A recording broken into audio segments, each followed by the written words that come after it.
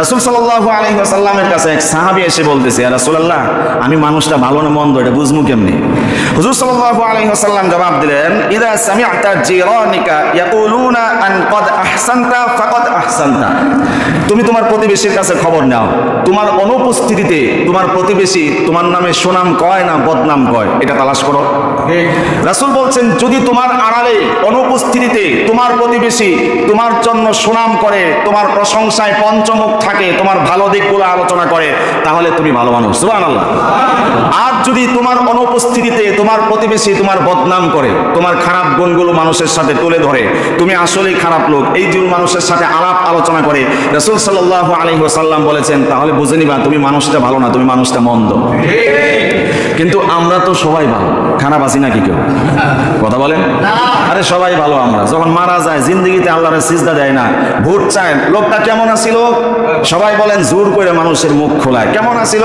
খাইতো সুদ, খাইতো ঘুষ, দুর্নীতিবাজ ছিল, সাদাবাজ ছিল, জুলুম নির্যাতনকারী ছিল, টেন্ডারবাজ ছিল, মানুষের আত্মসাৎ করতো সম্পত্তি, মানুষকে কষ্ট দিত সারাক্ষণ, নামাজ রোজা করতো না জিন্দগিতে একদিনও।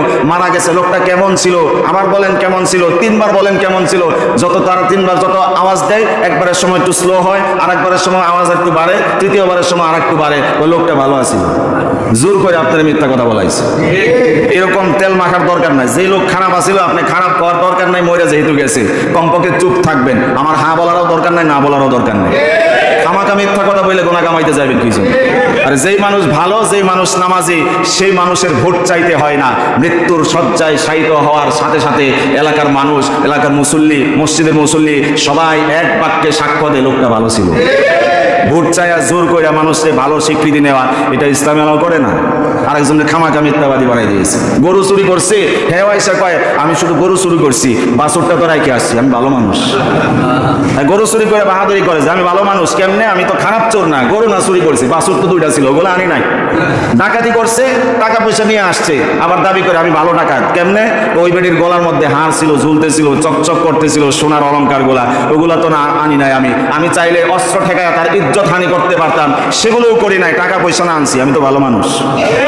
আর সাহাবীরা কেমন প্রকৃতির মানুষ ছিলেন, তারা নিজেদেরকে জাস্টিফাই করেন, ইয়া রাসূলুল্লাহ আমি ভালো না মন্দ বুঝবো কিভাবে? আল্লাহু আকবার।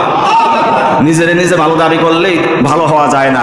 লোকে যারে ভালো বলে সেই আসলে ভালো। রাসূলের কথাও এমন, ইসলামের কথাগুলো এমন যে তোমার আড়ালে তোমাকে যে ভালো বলে তাহলে সত্যিই তুমি ভালো। আরো কিছু কথা ছিল। হুজুর সাল্লাল্লাহু আলাইহি ওয়াসাল্লাম প্রতিবেশীদের ব্যাপারে বলেছেন, যখন কিছু খানা পাকান, আল্লাহর হাবিব সাল্লাল্লাহু আলাইহি ওয়াসাল্লাম বলেছেন, যদি ঝোল জাতীয় তরকারি হয় তাহলে পানি একটু বেশি দিও। সুবহানাল্লাহ। কেন? একটু পানি বেশি দিয়া ঝোলটা বেশি করবা, তোমার ঘরে পাশের ঘরে যে প্রতিবেশীটা আছে ওই প্রতিবেশীর কাছে খাবার তরকারি হওয়ার পরে পৌঁছায় দিবা। সুবহানাল্লাহ। জোরে বলেন সুবহানাল্লাহ। এই কৃষ্টি কালচার এক সময় ছিল গ্রামগঞ্জে, এখন গ্রামেও নাই যতটুকু জানি। যার কারণে এখন প্রতিবেশীর সাথে সুসম্পর্ক থাকবে দূরের কথা, ভাই ভাইও সুসম্পর্ক নাই।